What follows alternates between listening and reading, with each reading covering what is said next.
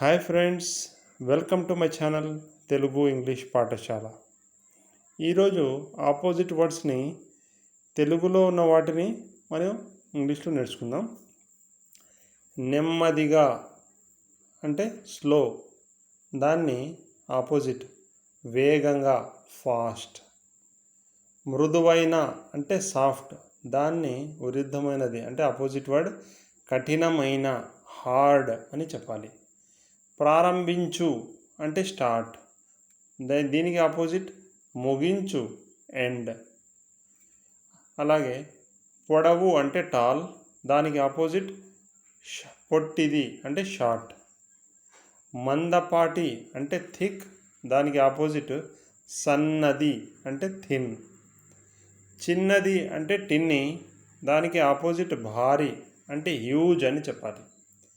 పైకి అంటే అప్, దానికి ఆపోజిట్ క్రింద అంటే డౌన్. తెలుపు అంటే వైట్, దానికి ఆపోజిట్ నలుపు అంటే బ్లాక్.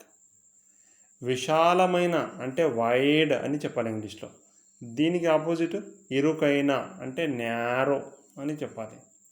యువకుడు అంటే యంగ్, దీనికి ఆపోజిట్ ముసలివాడు ఓల్డ్ అని చెప్పాలి. సో ప్రాక్టీస్ చేయండి ఫ్రెండ్స్. ఈ ఆపోజిట్ వర్డ్స్ని మనం తెలుసుకుంటే చాలా ఈజీ అవుతుంది మనకు. Please subscribe, like, share and comment.